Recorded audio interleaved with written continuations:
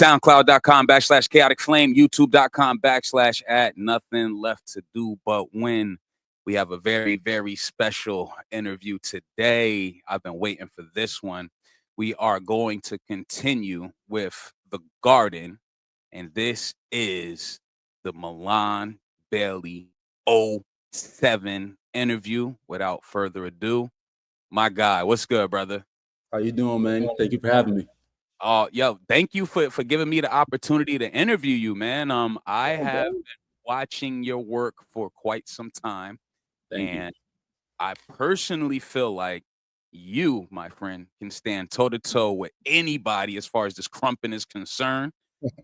And your dance goes further than crump. But before I say it, I will give you the opportunity to just formally introduce yourself for those who may not know who you are. And Yes, you got it. Yes. What's up, everybody? So this is Milan. Crump name is 07. Twin Loxus, Twin Hazard.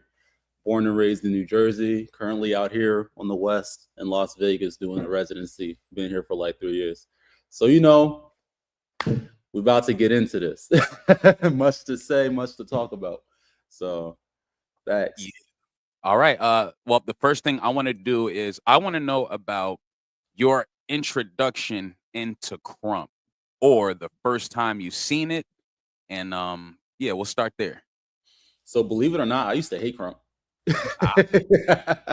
I was just talking about this. I used to hate it when I was like, a kid.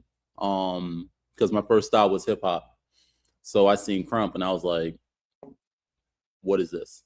You know what I'm saying? Because it was still relatively young at the time. It was still kind of new. It was like only when I first seen it, it was only 8 years old. But I did have a lot of respect for Tight Eyes and for Street Kingdom. Because that was like the first time I've seen it, because my mom, she's a dancer too. And she was, America's Best Dance Crew was on TV. Street Kingdom was on TV. And my mom was like, Milan, look at that. That's Tight Eyes. He's one of the creators. Well, she called him the creator of Crumpin'. She didn't know he's one of the creators, but she's like, yeah, that's Tight Eyes. He created Crumpin', and that's his crew called Street Kingdom. And I was like, oh, okay. Well, I'm still a hip hop dancer. And then I think when I was about like maybe 18 or 19, I started to develop more and more respect for it and acknowledging it for an art form. There were videos that I saw that pretty much showed me different styles of crump, different sides of crump. How about crump's not the generic stomp, chest bang, buck hop, arm swing, wilding out, ignorant. Like, it's not like that. You can be technical, you can tell a story, etc., etc. So, and then eventually, like, the one video that sealed it for me, that was like, okay, I'm gonna give this a shot, was Grishka versus Ruin at the EBS.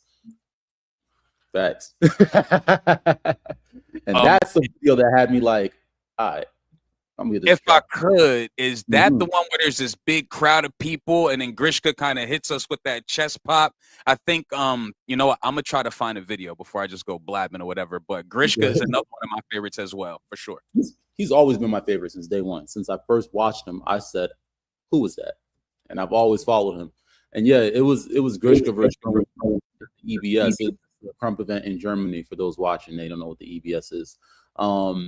And that's what did it for me. And then, 10 years later, now we're here. Here we are. All right. So after you started to take a liking to crump, was the transition from hip hop dancing to crumping, was it difficult? Was it challenging? Was it easy? It was awkward, for sure. Okay. I would say it was awkward because I tried to approach crump as if it was still hip hop, where there's a debate back and forth, between certain people in crump, if crump is hip hop or not. But I tried to go in with the same foundations that I already had in hip hop into crump. And then over time, I learned it's not going to fly. We have our own everything, our own foundation, basics, music, terminology, rules, do's and do nots, all that. So it was that, but it was an awkward feeling. Like, even when it comes to like the bounce, how the hip hop bounces down, but the crump bounce originally is up. But then, it evolved over the years, and now you can do a down bounce if you want to. But I tried to go in with like just the same mindset without really taking time to stop and realize it's not the same. You know what I'm saying? So it was awkward for sure. I wouldn't say it was difficult, but it was an adjustment. It was definitely an Okay. adjustment. All right. So there was some sort of adjustment that did have to happen. And Yeah. all right, so let's go back to you watching Grishka performing in Germany. Do Yeah. you know what about that performance captivated you or grabbed you, or like what about it made you say, "All right, I have to see what this is about"? What it was it was the thing of what makes Grishka my favorite crumper is this may be a little cliche, but his originality, you know. All right. But it's like originality in a sense where what he names his style, you watch him, and that's literally that is what you're watching, because no disrespect, but keeping it a stack. Like there's a lot of people whose crump, their style name is like, let's say, Haunted, but they're out there crumping like Deadpool. Like it's like they're, Okay. you feel what I'm saying? Or they're crumping, they're doing Spider-Man concepts. So they say, yeah, my style name is Haunted, and then in their round they're doing this, just for an example, dumb example, but it's true. You know what I'm saying? Whereas like Grishka's style, it's like every single part of his body, it's exactly that. It's kind of like, it was like watching a movie when I was watching Grishka, and Grishka, he's not afraid to, I feel like he's a really good balance between trying something new, but also not compromising the basics and the foundations of crump. Like he balances the two so well, and the way he performs it, the way his approach when battling, the way he listens to the music. He's not he's under Tight Eyes, but he's not super fast and technical like a lot of people. Like that's not his style like everybody else. He can still present it in his own way. And the way he presents it, I'm just watching and I'm like, yo, that is exactly how I would love to crump.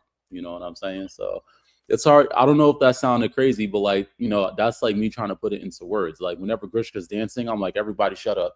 I gotta watch this. So yeah, so that's what it's like. All right. So you see Grishka battling in Germany, and then you start practicing, or you start creating, or at least mentally you start manifesting that this is something that you want to do. Yeah. What's the duration between you watching that battle with Grishka into your first battle? Into my first step. Your first like battle. Oh, my first battle, shoot. I got destroyed. Grishka, so I watched Grishka in when I was 19, so like 2015. Honestly, I can't even pinpoint when in that year I saw that video, and I don't even remember how I even found it. I'm trying to think. It was definitely earlier within the year because I had left for that summer to work. So and I just kept watching it while I was like on break at work and stuff like that around the staff and whatnot.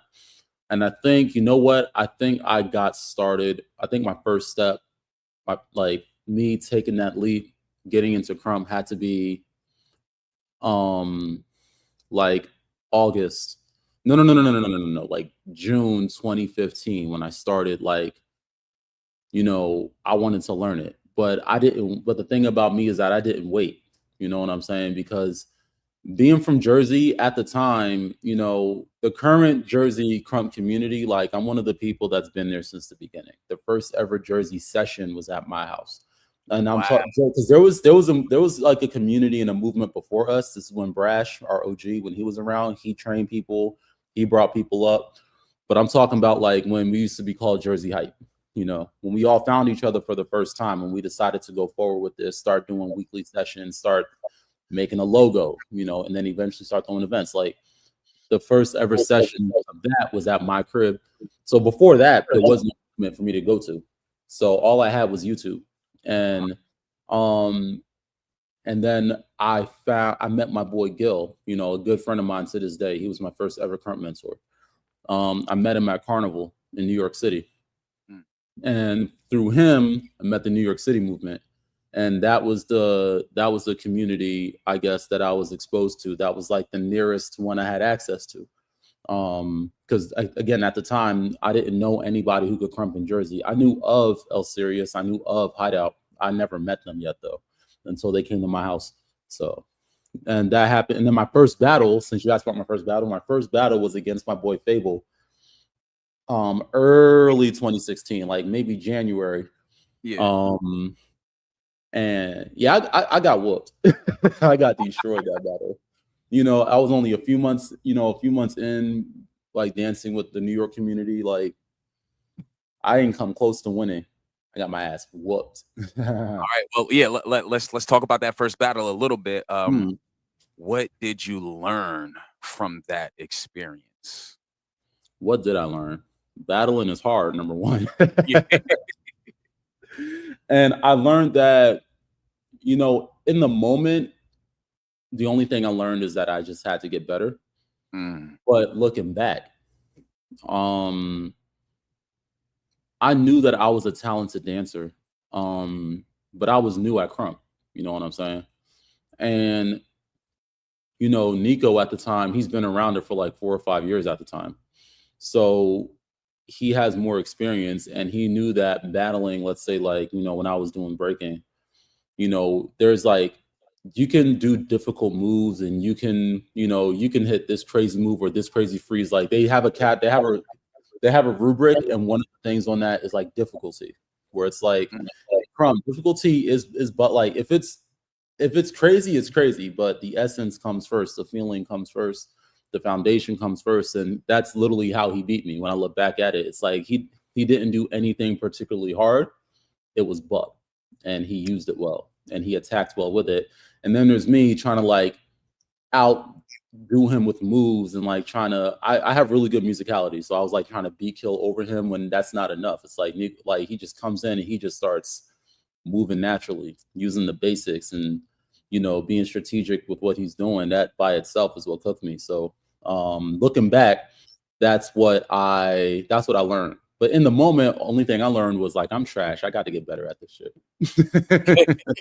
Yeah. All right. All right. Let's go back to that first session that was at your house. If I could, who was a part of this session? And if you see me over here, for one, I'm sharing the link on the phone, and for two, I'm trying to pull up some footage at the same time. So if you see me kind of looking around, that's what I'm doing. But yeah, let's talk about that first session. It's all good, bro. Yeah, that first session was at my house in East Orange. We moved the dining room table out the way. We got Buck in my dining room. And who was there, you said? So it was besides me, obviously, it was Chronic, it was Hideout, it was Cerious, it was this crumper named Wavy, but he moved to Atlanta like like a year later. And then it was a flexor named Statics, whatever. So those were the 5 or 6 people who were at my house. We were, how did it happen? I forgot how we even found each other. I think it was I got linked to Cerious, and then Eldon got linked to Chronic. Chronic brought Hideout, and then because Chronic does flexing too, like he was the one that brought Wavy, and he was the one that brought Static, and then yeah, like we all just pulled up to my crib, and we moved the table out the way, and we got busy. Now the first ever Jersey hype session, where it was like, this is our movement, we're going to go forward with this, was also at my crib, but this is after I had already moved. I moved to Bloomfield, and this was in my common area. We got noise complaints the next day. So well, who was there? It was Phantom, it was Slugger Derek, it was him, it was Tyreek, it was Cerious again, and it was Aaron Havoc. He was there. Those were the 5. I might be missing one, but from my also I said Tyreek. Yeah, Tyreek was there. Yeah, and then obviously again, me. It's my crib. That's who was there at that session, and that session was, like I said, that's what kicked everything off. And it was in the middle of winter, so like obviously it's too cold to session outside in Jersey. So when it got warm enough, we started doing sessions at Military Park because it was a good middle ground for everybody, and it was easy for people from New York to come, and easy to find, easy to get to. We know that there will be people in downtown Newark wilding in Yep. Military Park, and they never get shut down. So I know we're not going to get shut down. So we just said Military Park. I don't think we've had an outdoor session like anywhere else, but like consistently besides Military Park. We've had outdoor sessions here and there, but that's because of the rain. But if it's clear blue sky, like clear skies the whole night and it's warm outside, Military Park is where you can find us. If there's a festival or something, then we usually communicate, hey, or if it's raining, we're going to be like, hey, we're all actually going to go session over here because of X, Y, and Z. So yeah. Understood. Yeah, For those out there who don't know, in your opinion, how important is it to have these sessions? Sessions are like one of the pillars when it comes to this culture. Like sessions, it's like we session to release, we session to express, we come and we session to battle. Battles can be set up as sessions. The session is a big part of what keeps the culture alive. Because if, let's say, if there's an event happening in a place and they barely ever session, it's like, well, one, how are people going to know about the event? Two, how are people going to get ready for this event? And three, like, what consistent movement, what consistent energy is happening in this city or in this place that keeps the crump movement alive? Like, it kind of gives them like a sense of like, just like you're it's just always like crump is always going to be alive in that city or in the culture. Like if there's always a session going on, so let's say there's a session happening. I had like a rough week, a bad day, whatever. I go to that session, I start getting off. A session, like I can walk into a session like I'm livid. At the end of that session, I walk out happy. You know what I'm saying? Because I'm around the culture, I'm around crump, I'm around where like the rules are different. Like I'm in a different world now. On like in the real world, I work this 9 to 5, but at the session, I'm this character. I dance like this. I'm that. I'm around a fam that I started. I'm around the crew that I started, or I'm around the fam that I'm a part of, and that it's a sense of home. You know what I'm saying? Session is like it's home. That's where you can battle too. So let's say you and person B talking crazy for months, weeks, whatever. Oh, there's a session on this day. Let's settle that. And how it's supposed to go is y'all beefing, you go, you battle, you talk it out, you squash it. Yeah. Ideally, in theory, that's how it's supposed to go. But in a perfect world, that's how it is. But unfortunately, we don't live in a perfect world. So but yeah, that's what session is. Session is home. That's like a home for crump. That's like the house that crump can go home to. You know what I'm saying? Like that's where we keep it alive. Understood. As an outsider looking in, I do see the value of sessioning or sessions, right? Shout out to Slugger in the comments. For one, he's saying still find us there to this day, talking about Military Park. He also said sessions are key. And then he says sessions, battles, and labbing are the essentials of crump. Give me your insight or your view on labbing. Labbing is important too, because labbing is a space that you find yourself in. That's where you break old habits. That's where you build new ones. That's where you prepare yourself for certain things. That's where you keep yourself in check. You know what I'm saying? The lab is important. The lab can be used for many things, not just for labbing for a battle. That's important too. If you know you're about to battle somebody, you got to lab, but then there's also how you lab. You don't want to just throw a track on and just start freestyling, having fun. You can do that, but don't call that labbing. That's not labbing. You're just sessioning by yourself, And I do it all the time. I do that when I'm backstage at at the show that I perform in. Like I'll go somewhere in the corner, somewhere backstage. I'll put the headphones on, put that track on, and I get busy because it feels good.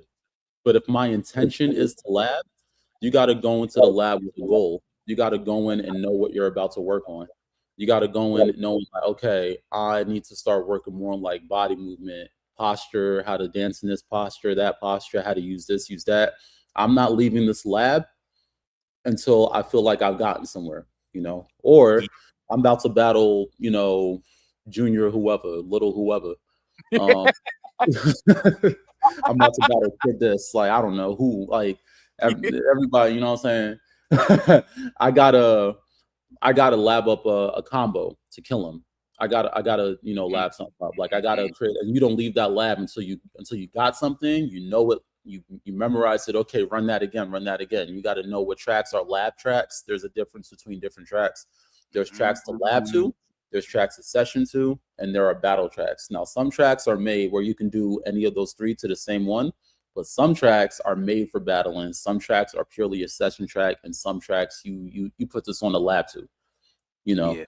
So it's like you just have to. It's like hitting the hyperbolic time chamber. It's like you're training.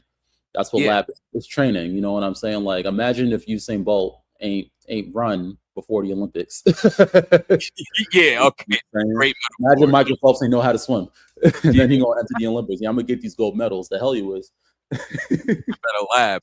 All right. Yeah. I like that. I like how you explain that. And me as Mhm. a fighting game player, I'll always find myself in a training room, which could be Yeah. considered a lab, where I have a Mhm. specific goal, whether I'm working on frame data, this, that, and the third. So I Yeah. definitely understand.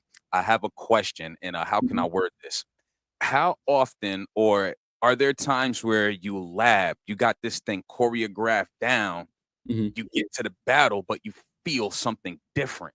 Oh, that's normal.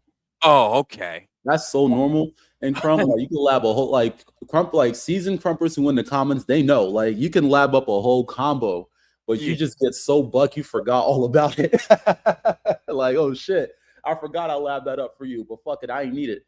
Like there's times where you just be so on, like you just be so charged, like whatever you labbed on, you just end up not using it because you're already winning. So like whatever this combo would like, I'm gonna save this for somebody better. It'd be like that, or it is somebody who's nice, it's somebody who's buck. But again, you're already whooping them with what you have already. It's like you don't even need it. You know what I'm saying? Like but then again, it's either you don't need it or you just forgot all about it. But it depends. That it happens all the time. Like we have ways to play it off. Like let's say like if it's a hat combo and we do something and we're like, okay, what comes next? We have ways to play it off. We like either repeat it, keep repeating it, you like use taunts to like while we, you know what I'm saying? But Uh-huh. that's just one example of many. Um or we just like we kind of just we just wing it as we Yeah. go. We just say fuck it, boom. What can I do here? I can do that. I'm still not. I'm still on though, bro. I'm just doing like, and it ends up working out, or it doesn't. You know what I'm saying? But that's a normal thing. It happens. It happened to me many times. There's times I hit a combo, like, and then afterwards I'm like, that's not what we live on. That's not. But Yeah, hey, I I made it always work. I always wondered about that. Now, Hmm. also you just mentioned that sometimes you might lab Hmm. while you're backstage after your show or in between your show. For Hmm. those who don't know about the awakening, let the people know what is going on. Oh, yes, sir. So, Awakening is the residency that I am currently here in Vegas for. I auditioned for it in 2021, and I came out here to Vegas April 6th, 2022. It is at the Wynn, Las Vegas. It's one of the biggest hotels in Vegas. And we are replacing the production that was here before called Le Rev. Larev won best. Yeah, that's my picture right there. That's my character, the Crumper in black and white. And I play more than one character. You know what I'm saying? Like I posted it sometimes, but I'm also the Herald sometimes. Mhm. That's like pure like Crump. I command the scene with Crump, and my face is out. You can feel me when I'm dancing. It's tiring though, but I love it. It's that's probably the most tiring role out of all the scenes that I'm in, and I'm also one of the tree dancers. It's like my everything I do in that show, besides me being in the bow staff scene, because I do have a martial arts background. Um, if I'm Okay. dancing, I'm crumping. I don't do nothing else. I mean, Mm, there is one part of the earth scene where we do flexing choreography, so we got to like hit the four corners and stuff. But that was something that was our idea, the street dancers. But besides that, if I'm given space to dance, I'm crumping. If I'm freestyling, I'm crumping. I'm not doing no disrespect, but I'm not hitting no choreo, street jazz, jazz this, none of that. So keeping it crunk. Yeah, I'm strictly Crump in that show. They know me as the Crumper of the show, which I'm beyond grateful for, to be put in for Crump. But yeah, that's what it is. So Larev won Best Show in Vegas for 9 years straight. Pandemic happened. Obviously, show couldn't keep going. And then Baz Halpin, who is the current CEO and like producer of a production company called Silent House, which is pretty much like the biggest production company for live performance in the world. He was brought, to him the idea of, producing and creating a show at the Wynn. And that's something he's always wanted to do. So fast forward, we're here. And I'm an OG of the show. I've been in it since before we knew what it was going to be called. Wow. We were rehearsing for it. The stage was still being built. We created this from scratch. We had, after our first creation period, we had 2 more creation periods. We had one that lasted a week, another one that lasted 2 months, and we had big names in the game come in and work alongside us. One of them being Concrete. Concrete choreographed one of the scenes. You know what I'm saying? So shout out to Concrete. Shouts out to Concrete, man. Shouts out to my guy Concrete. He came in, choreographed one of the scenes, bro. And of course, he's a Crumper. I'm a Crumper. On our downtime, guess what we doing? We sessioning in the dance studio. Yeah, that's so dope. What happened? I said that's so dope. That's fire. That's fire. Thank you so much. It's honestly, it's a opportunity that I am beyond grateful for. It's not an easy gig. Let me just say that. Like, it's not easy. And I know that I talk to people about it, and I'm telling them that what we doing, like, to them, they think I'm just dancing on stage and that's it.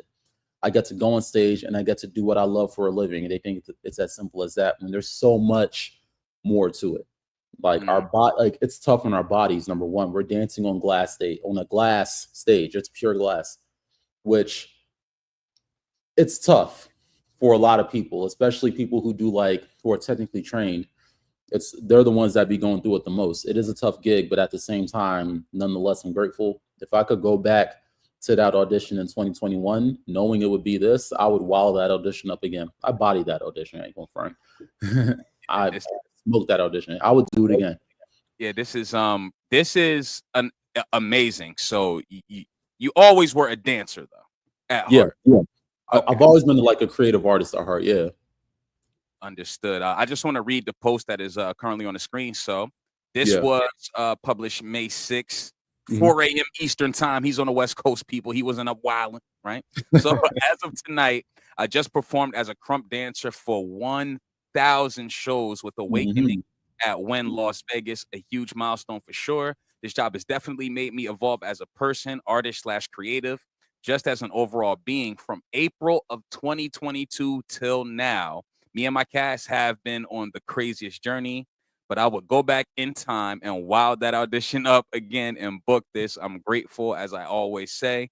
Here's to many more. I feel like it's amazing that between 2022 to now, you've done 1,000 shows. 1,000 shows. Yeah. That's incredible. And didn't stray away from the Crump community. Didn't get too big headed. Forget y'all. You're keeping it Crump while you're at the Awakening. Thank you. Yeah, I'm doing my best, man. Like it was tough balancing my work life with Awakening and being present in the Crump community. And it's hard for me to step away from Crump. Like I love Crump. Crump made me a better person. Within the 10 years of doing it, I became a better person. In better words, I've evolved so much as a person because of Crump. So yeah, it was still really hard for me to have to step away. I haven't been to a single US event ever since I booked Awakening. I've been to Crump events just out the country. I'm not trying to brag, it's just true. But a US event, like especially events on the East Coast, like where I'm from, where I was brought up in, I miss it so much. Like I miss the East session. I wish I could go to a Mass session. Shouts out to Mass, shouts out to 41st and 3rd, man. I wish I can go to, sessions like in the Carolinas and Virginia. You know, oh wait, I'm lying. The only U.S. event I've been to was ours, New Hype City 5 in Jersey. New Hype City 5. Yeah, that was the first ever time I've been to a U.S. event, and that one U.S. event was back home, which meant a lot to me. But you know, there were other events in Vegas, but every time there was an event, I was out of town. So when Crush threw King's Legacy in 2023, I was in Portugal, you know, and then after that, there was the KCS event. I was back home. Yeah. You know, that time when Cerious ran for me, that time I was home. Yeah, we're gonna get to that. We definitely gonna get to that. I ain't listen, we gotta talk about that. But when Cerious ran for me and then he went to my job and did that dumb shit, that was the KCS. And then it was the Mad Rocka that happened this past January, but I was in Montreal visiting my mom. So but yeah, it's been really hard, but I've been still present. I've been peeping. I've been seeing what's been going on in the crump community and in the culture. And, you know, I'm just looking at everything and I'm like, God, I love my culture. I miss being around crumpers. Like Desert Storm, we had done 12 shows in 6 days at that time. I could have 12 shows in 6 days. I could have driven to Arizona for Desert Storm, but my body was like, the hell you are. We staying here and resting, bro, because we got another week coming up after this. You get 3 days off, and then we got 10 shows after that. So because if I go to Desert Storm, you know I'm gonna dance. You're getting active, yeah. You know I'm gonna dance if I go down there, you know what I'm saying? And everybody was down there, like friends from all over the world. Like my friends from Europe were over here, people from Canada that I haven't seen in mad long. Like they were down there. People from all over the US I ain't seen since I moved out here. I said, damn, I wish I could go, but I can't because as soon as that 12th show was done, I said the words to myself, Arizona, here I come. And my body was like, shut down. And I was like, all right, cool, I'll stay here. So, but you know, nonetheless, like, yeah, like what Phantom said, like he said in the comments how I organized the Jersey Crump event while in Vegas. That by itself was hard because I'm a very in-person type of person. Like I love taking initiative, and it was really hard not to take initiative on certain things, being all the way out in the West. So, but nonetheless, we still made it happen. At the end of the day, we said that event was going to happen. It happened. We said winner was going to get two bands, and the winner got 2 bands for that tournament. You know what I'm saying? Like we made sure all the staff was taken care of. Everything was taken care of, all while people were like spread out all over. So we did the damn thing. So, but yeah, the show's been hard. But nonetheless, like I'm grateful. And I was talking to my boy Capone about this. And I was just telling him, like, yeah, bro, like I love it out here, bro. Like I love being here for what I'm here for. But I miss the culture. Like I miss the community, man. Like I miss being around that, you know, because it's where I'm from. Like, and then he said, bro, he said, Crump's not going nowhere, bro. It's always going to be here. People here still know who you are. Handle everything with awakening, bro. And when you come back to the East, we're still going to be here. We're still going to get crazy. It's always East Side. It's an energy that's never going to die, bro. Like, so just take care. And I was like, you know what? You're right. So in due time, I will be coming back to the East and sessioning with my peoples, bro. We'll see. Hey, looking forward to that. And hopefully it is at Military Park because I know how to get there. And I would love to just pull up and rock out with you guys. But yes, sir. we certain things we got to touch on. You know, it's been a lot going on.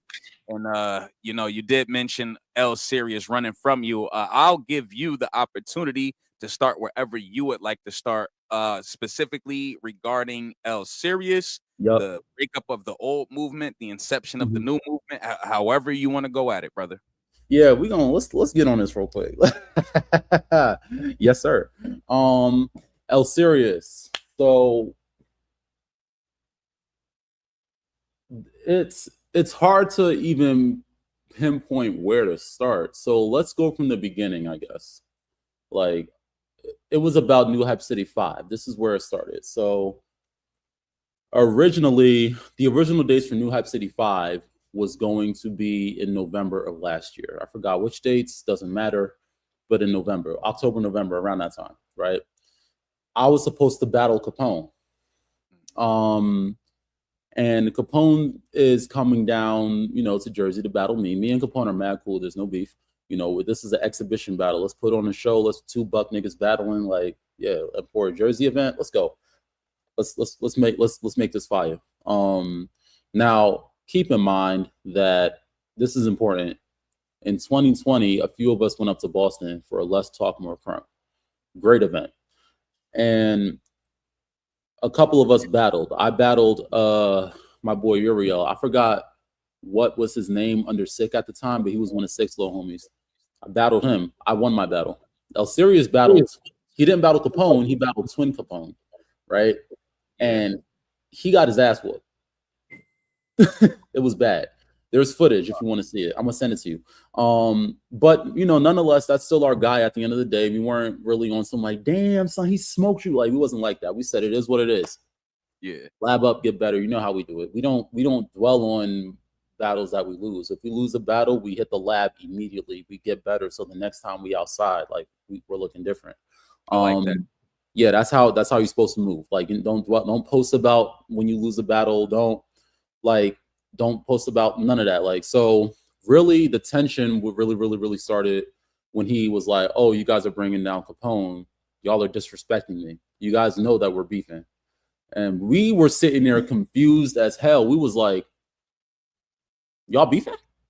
And then he goes, yeah, y'all know we was beefing. And we were like, no, we did not know he was beefing. Since when? Hold up. And first off, we were never disrespecting you. If we knew that this was like going to be a sticky situation, we would have went a different route. You feel me? Like, so then we're sitting there, we're trying to tell him we had no idea. Then I asked him, hold on. I said, wait. Let me ask the real question. When did this beef start? And then he goes, oh, this was years ago before y'all even got in. And we were like, so again, how the fuck were we supposed to know y'all was beefing then? Yeah. Yo, like, that shit made no sense, right? So first off, shouts out to my boy Brash, because he is a key character in this story.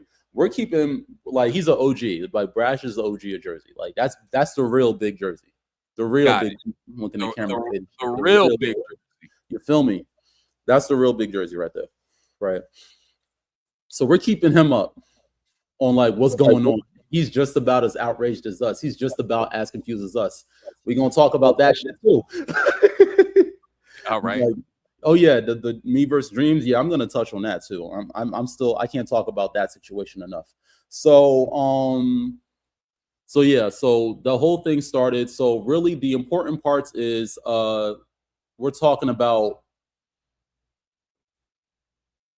the event.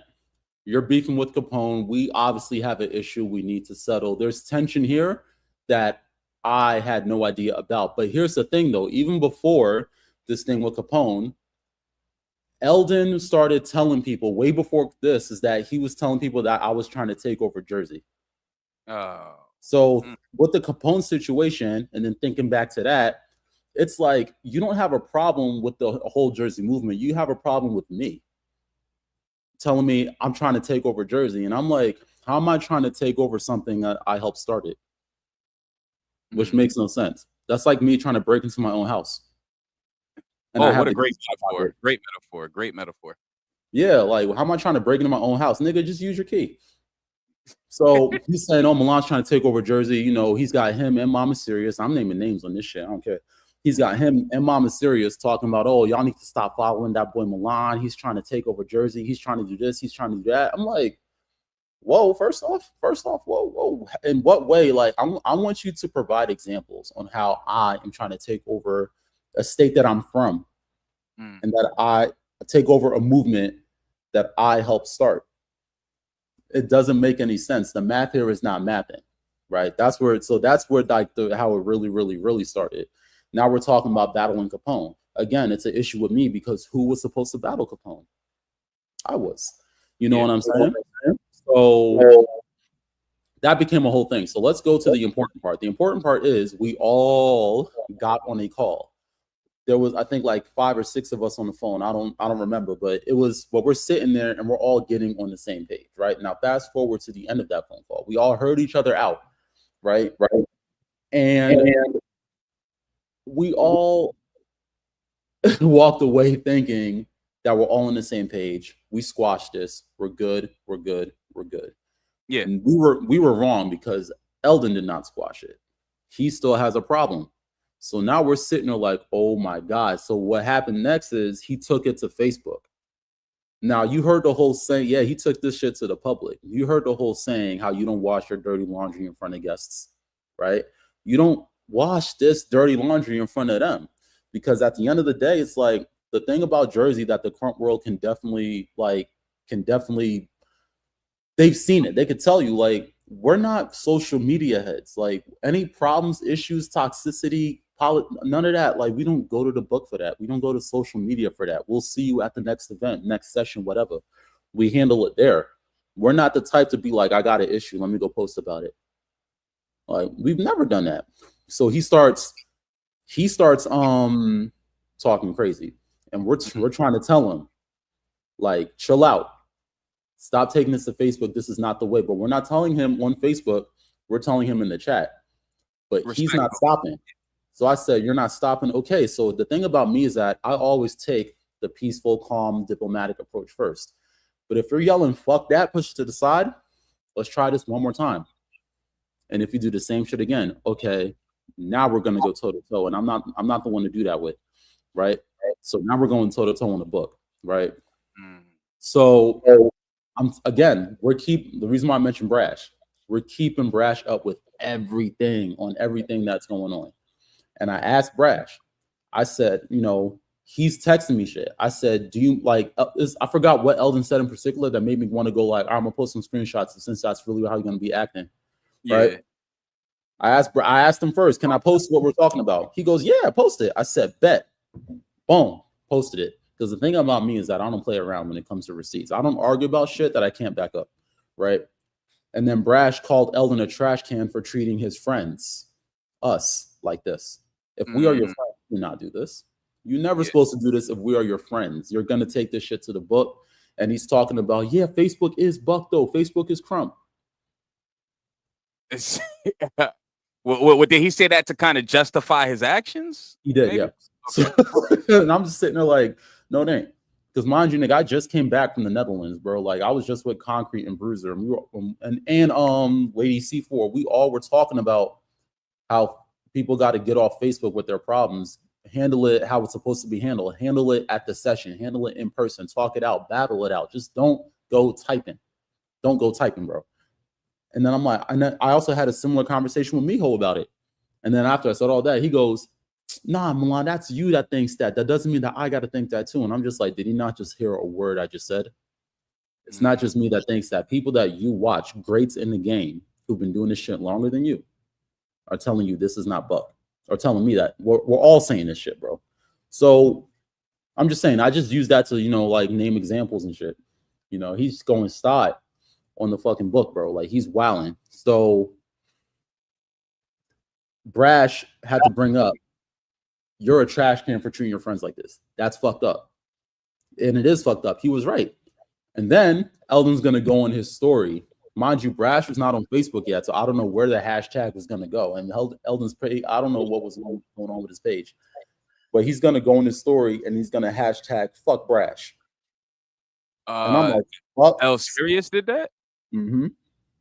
Yeah, bro. And then here's the thing. Saying fuck somebody is not crump. That is not crump. At first, Brash was just going to battle him, right? Yeah. Now, Brash is not interested in interacting with him in any kind of way other than, I don't got to say it, but you feel me? Mm-hmm. Other than that, when it comes to battling, talking it out, that's a dub. We're not interested in that no more, right? So, he had a secret problem with me that he never, ever expressed. Because if you really felt some type of way about me, having a really active fam in Jersey, me doing a lot of big shit with my career and with my life, me really being outside, even though it's not very well founded, but you're my bro. If that was really something you had an issue with, come to me. Come talk to me. We can talk it out. You're my nigga, bro. Like, it don't gotta come to this. Like, that's what friends are supposed to do, right? So, eventually, here's what happened. The next thing that happened is He calls each one of us individually and apologizes, right? Again, that's my friend at the time. I will answer. He's taken full accountability. And I'm sitting there and I'm receiving, I'm listening. I'm like, I hear you, bro. Thank you for calling me. And we're chopping it up on some regular, like, not, regular stuff. Yeah. And that we hang up the phone for about a week and change, I'd say. A week and change. Everything was cool. Everything was Gucci. Let's move forward with planning this event. I love this. And then one morning, bro, one morning, a morning just like this morning, right? One morning, I wake up and my boy Nick is telling me, yo, Eldon took all of our footage down. I said, what? I go in our group chat. Yo, y'all, the footage is gone. Like the footage as in our footage from our YouTube page. Events, tournaments, battles, everything we've done. He took it down, right? And he held our shit hostage. And when I say hostage, I mean this. I hit him up. Yo, bro, like, why is all the footage down? What happened? Like, what's going on? I thought, like, I didn't immediately think that he was holding our footage hostage. I thought he was doing something with the page type shit. I wanted to hear this from him. I don't care what everybody else is telling me. I want to hear from Eldon what's going on, right? I asked him what happened. He goes, nah, man, y'all took that footage down. And if y'all want that back up, y'all got to come and talk to me. Oh, wow. Power trip. Power trip.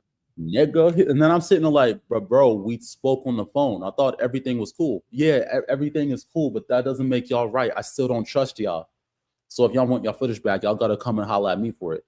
Now, keep in mind, he wants us to go and talk to him. Mind you, Jersey held a meeting for him to go and talk to them about, to hash everything out in person.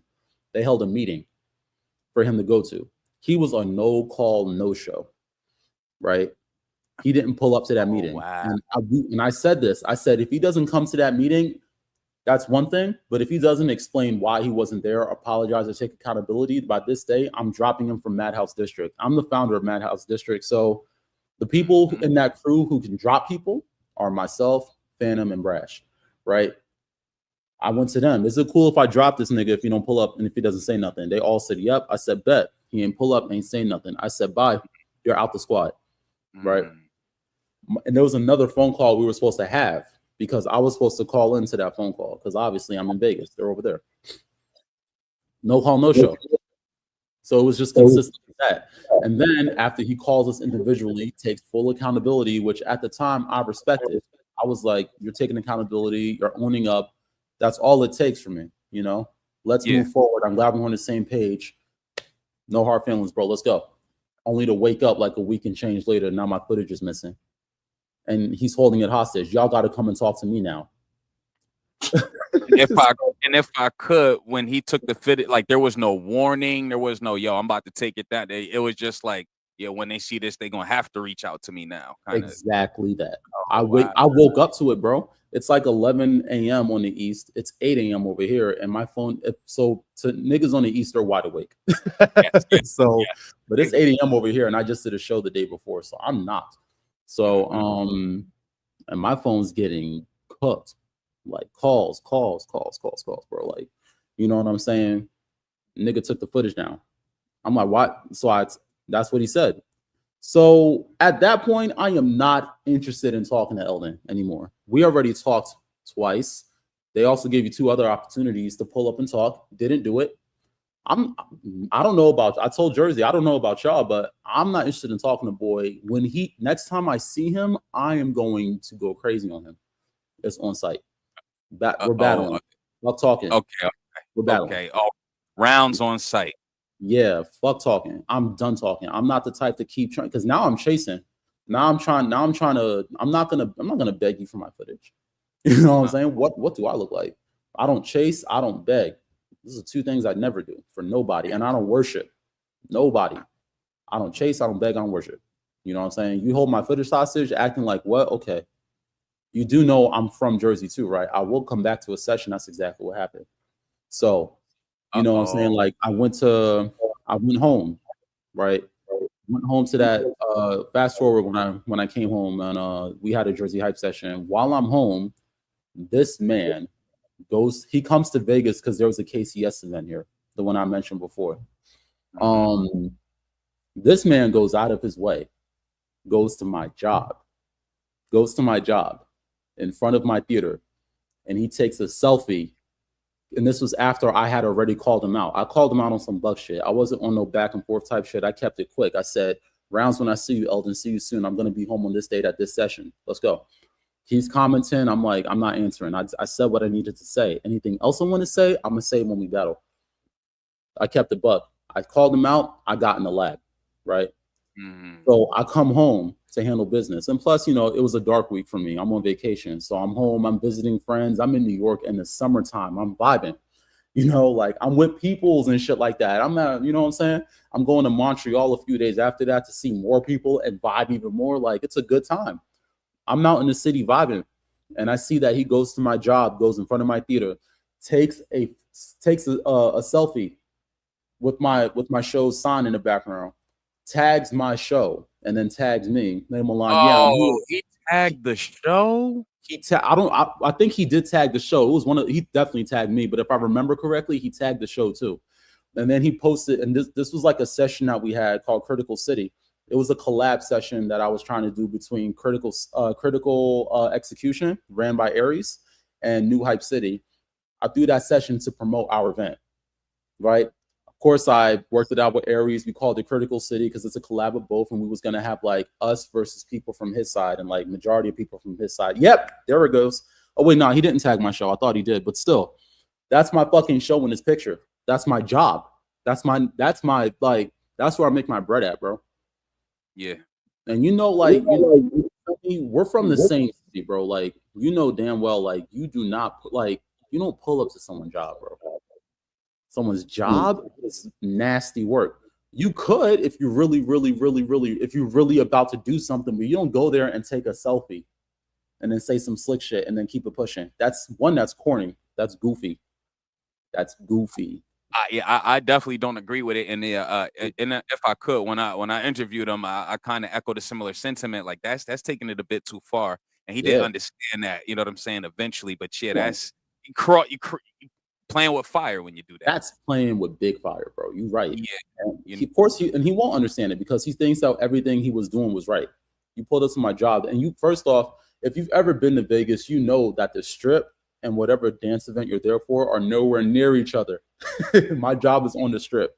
He's at the KCS. I know the venue where they do the KCS. That's nowhere near the Strip. You went out your way the day of the event to take that selfie, and you had to find my theater. The other thing about these resorts and casinos in Vegas is that they are vast. Like you could get lost in that shit. You know, like you could be stuck there for like 3 hours trying to find the exit. You know, so you really went out your way, explored the Wynn to find my theater and to take this goofy shit like that. That's wild. But you couldn't. So here's the thing: he was able to do that, and he came back to Jersey in time to come to the session and battle me. And he told people, yeah, you know, I spoke to Milan, like me and Milan spoke. Yeah, we both agreed that we don't need to battle. Yeah. We and I went up to Military Park and I tried to look for them, and you know, they wasn't there. So I just said, all right, I'm just not going to go to the session. And he's telling this to two people who are on their way to our session from New York City. It was Nico and it was my boy Smoke, you know, NY Roots, CCRFK Laxis. Shouts out to the fam. He told those two people, and then first off, he's telling these two people this without thinking or knowing or trying to even thinking about the possibility that they're on our way to us. What do you think they're doing in Jersey? They're not here for Six Flags. They're coming to our session. You know what I'm saying? So you're gonna lie to their face, thinking they're not gonna come to our session and tell us what the fuck you said. They know I'm trying to battle you. And I'm sitting, I'm there, I'm at the session waiting for him. I'm like, where the fuck is he at? Where's Eldon? And then I get there, niggas telling me, oh, Eldon made the decision of not coming, only to Cerious ain't serious. Ha! Shout out to Millie Flowers. What up, Millie? What's good, East? So you decided, you told niggas you wasn't gonna come to the session, only to later, after the fact, tell niggas that, oh yeah, me and Milan talked. We don't need to battle. And I went up to the session. I tried to look for them. No, because I was waiting for you, bro. You didn't come up to the session. I was looking for you. And yeah, so that's another one. He ducked. That's when I said when he ran for me, yeah, he ducked me like the plague, bro. Like he really ducked me like the plague. So That's really what it was. And then at the end of the day, it's like, what up? How are you? Yeah. My fault, yo. All good, all good. Shout out to Millie Flowers in the comments. Shout out to Millie. Millie, what's up? So like, yeah. So that's what happened. Hey. So yeah, so he not only ducked my battle, but he also lied to people's faces, saying they weren't gonna come. Have a good day. He wasn't gonna come to they wasn't gonna come to the session and tell me what happened, which was crazy. Crazy work. It was laughable. Like I just started laughing. And then for fun, me and Nick battled just for the fun of it. Why not? Nick Grizzly. I said, boom, all right, let's go. You said what? Man Grizzly, Nick? Mm-hmm. Yeah, me and Man Grizzly battled that day. And then we was like, we just looked at each other. You want to just run those rounds? It's been a while. All right, let's go. And then it was all love. But the heavy shit I had for Eldon was going to whoop his ass. Right. So then that whole thing happened. And then since he ran for me, I'm not interested in battling. Because like I said, I don't chase. You had an opportunity to pull up. If you was really that nigga, you would have pulled up and you would have got busy, but you didn't. You ducked me.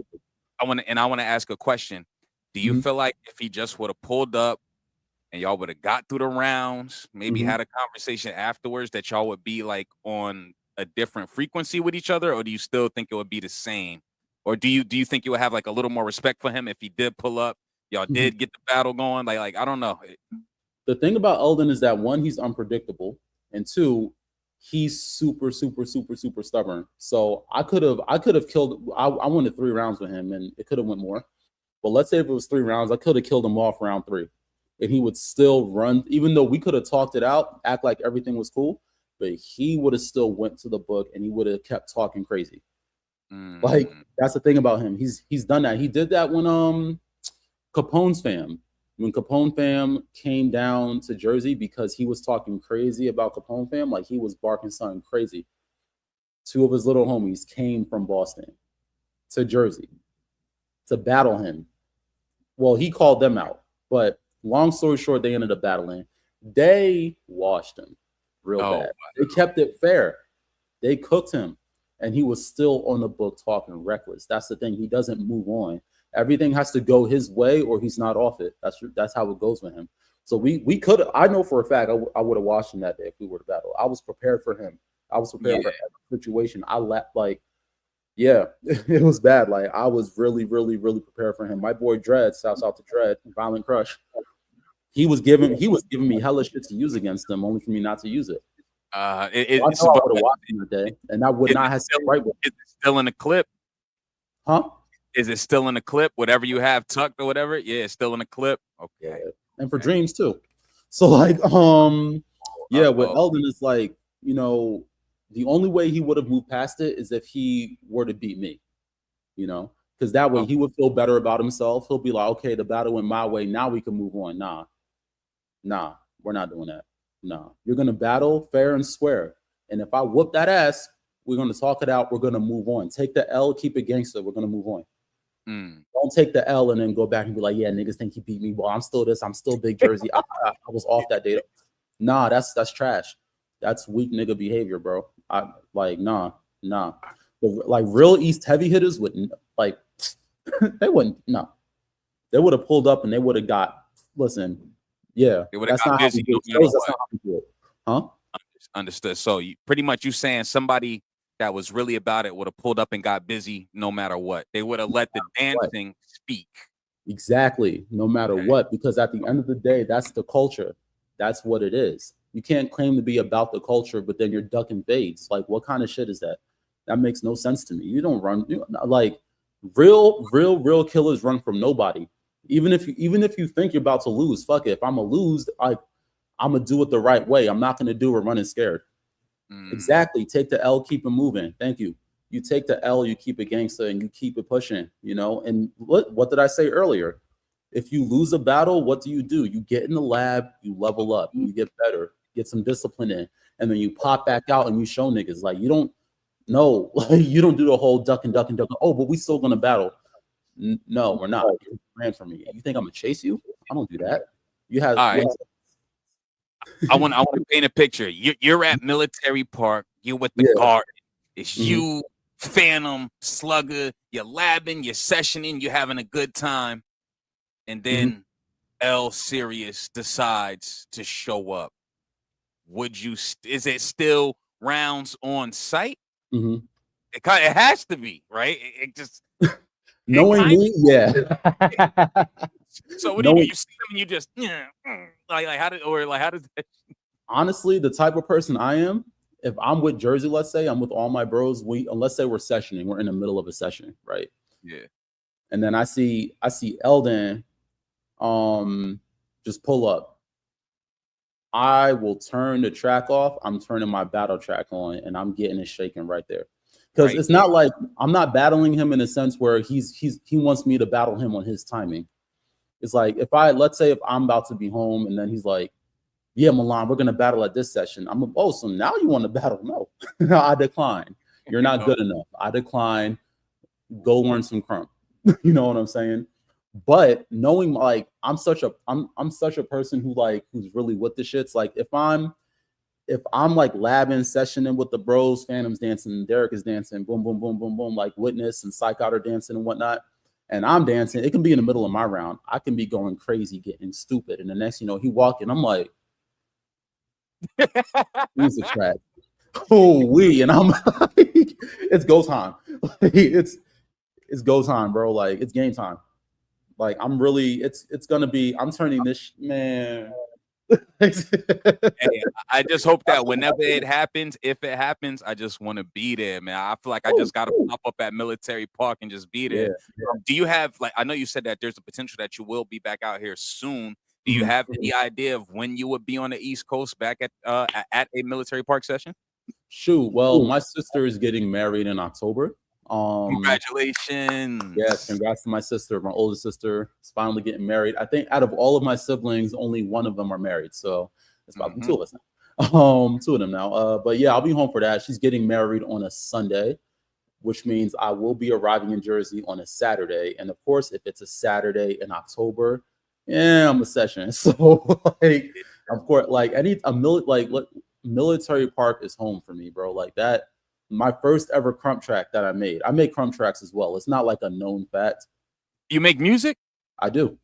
Oh, okay. All right. Yeah. Okay. I grew up a musician. I play guitar. And like usually when people I'm not to shit on anybody, but I just want everybody to know like I really do play guitar. I shred. I play metal music. You know what I'm saying? Believe it or not. I play metal music, so I can sweep pick, I can tremolo pick, I know arpeggios, I can do pedal tones, like I can do chord progressions, power chords, all those things. Like I've been playing since I was 11 years old, but then I always had an ear for music, so I've always wanted to learn how to make tracks. Ever since like maybe about 2 or 3 years in, I wanted to be like, yo, I wonder what it would be like to make a crump track the way I want to dance to it. My first ever crump track that I completed and then I made was called Military Park, Jersey Hype Anthem. Hey, okay. Yeah. That's really military. Every time I'm at Military Park, it feels like 2016 again. 2016 again when we all was out there. Like, no, 2017, my fault. When all of us were out there and we're getting crazy. It's like 3 a.m, and we're still making noise and we see a rat scurry off. That's Monster Jersey Hype. Those who know, they know. Like the big ass rat, he's like this big. That nigga scurry while we sessioned and we called him Monster Jersey Hype. So like, yeah, like that's home for me, bro. Like that's really, really, really like, yeah, I would love that. And if it happens, bro, like shoot, even in the moment, like before I play this track, let me text Chaotic, yo, bro, this nigga pulled up.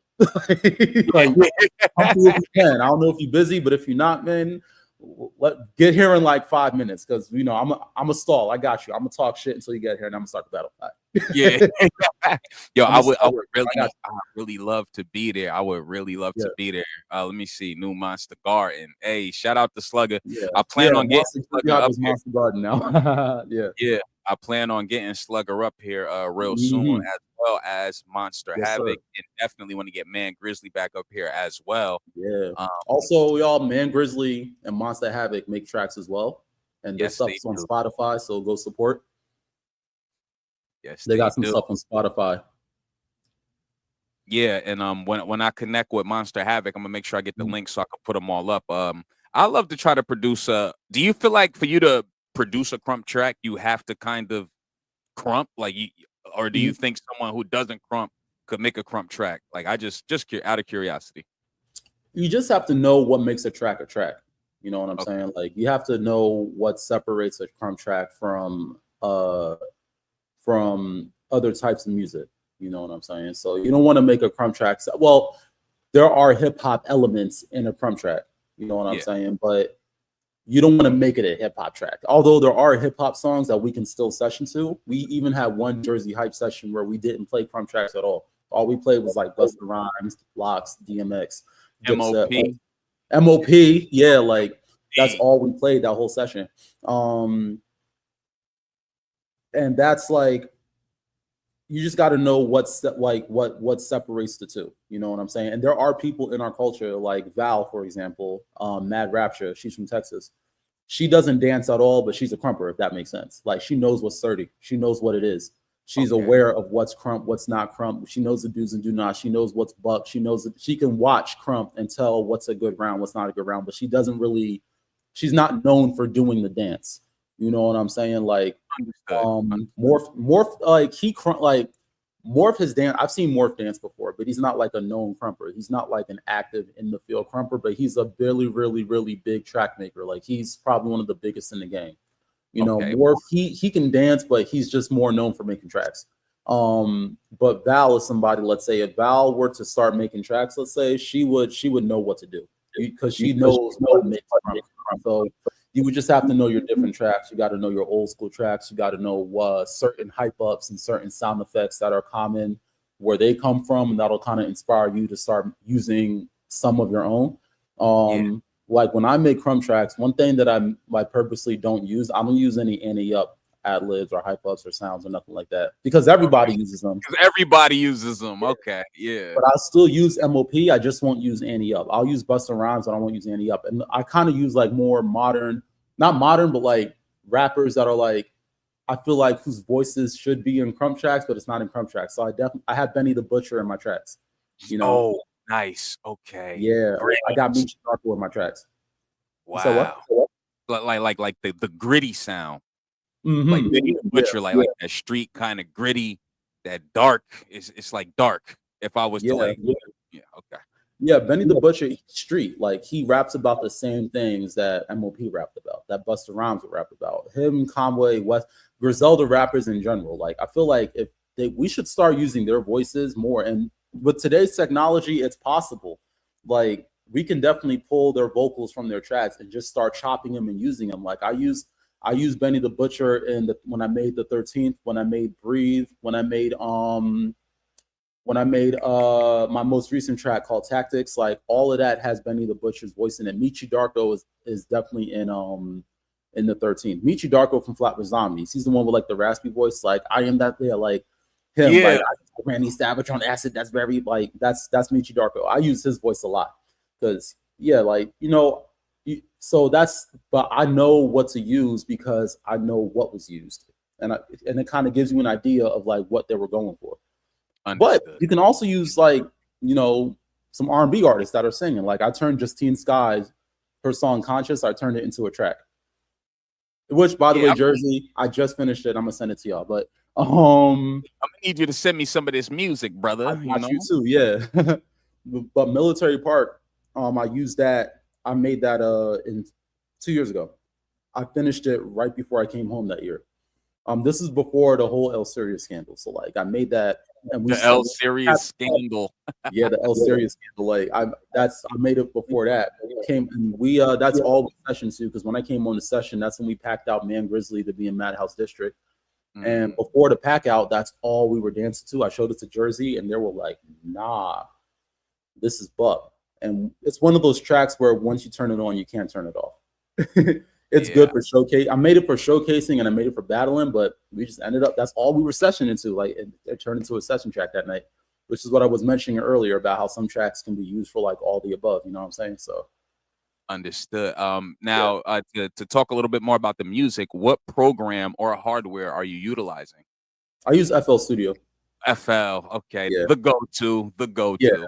It's really easy to use because I've used GarageBand, but I've learned that programs like GarageBand and like Pro Tools and Studio One. I use the one when it comes to programming. Studio One is good, but I grew up playing guitar, so like it was more for like recording. So like Pro Tools is good for engineering, but like Absolutely. you know GarageBand and like Studio One, I used those when I was recording live, when I was recording playing guitar, when I was in a metal band when I was a teenager. We use that, and you can program with GarageBand too. Don't get me wrong, I've done it before. I did Yeah. it in high school, because we had GarageBand. This is back when GarageBand was free. You know what I'm saying?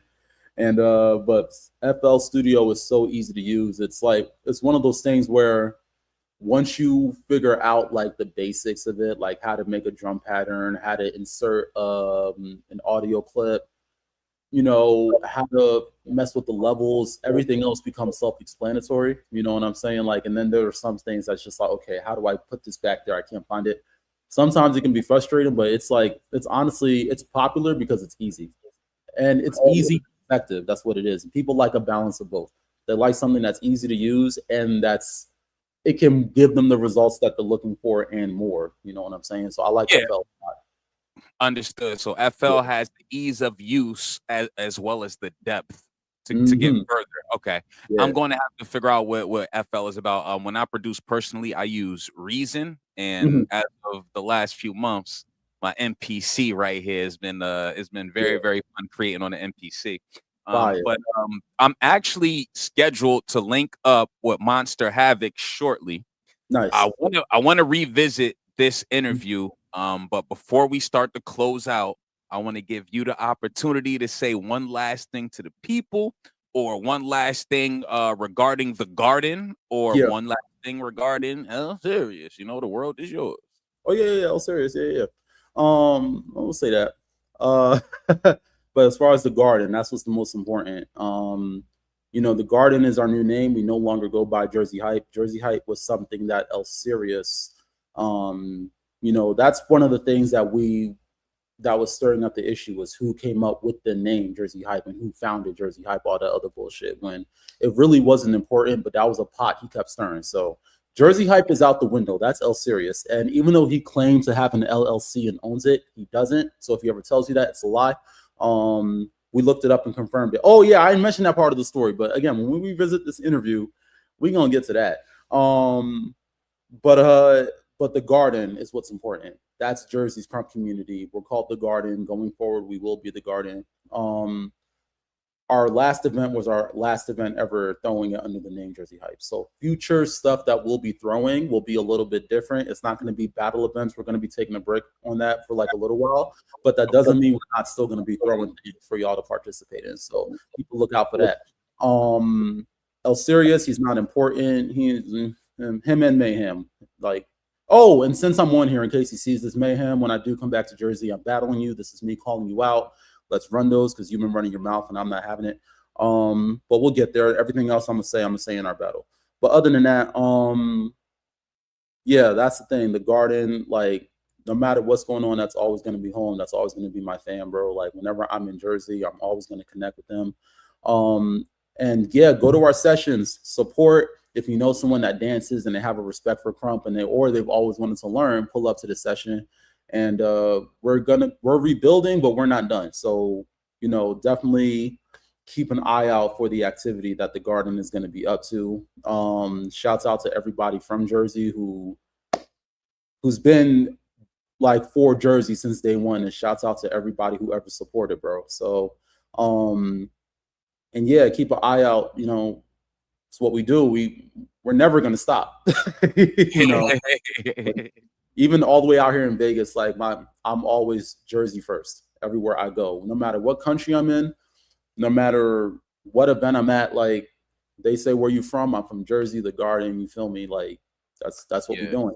And shouts out to everybody else too. And shouts out to Pac for being a close ally to us since day one. So Shout out to Pac. Yeah, hey man, this has been dope.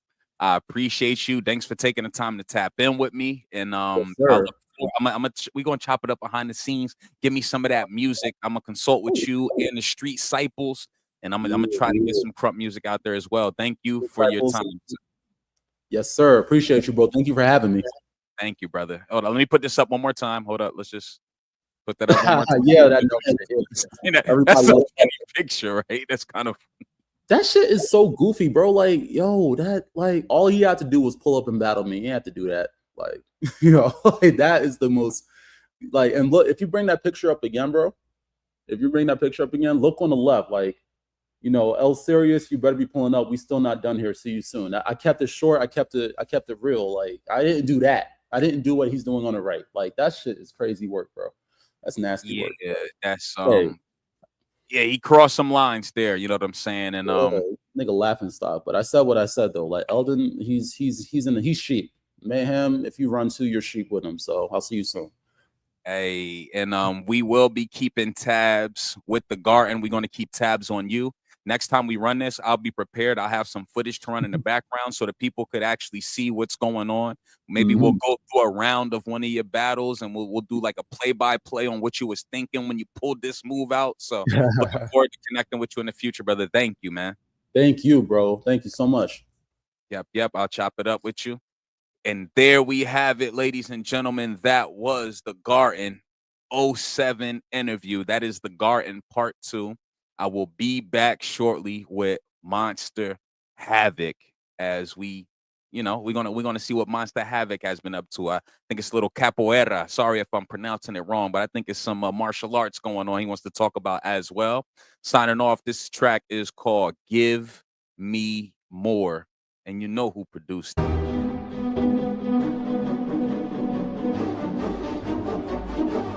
Chaotic Flame.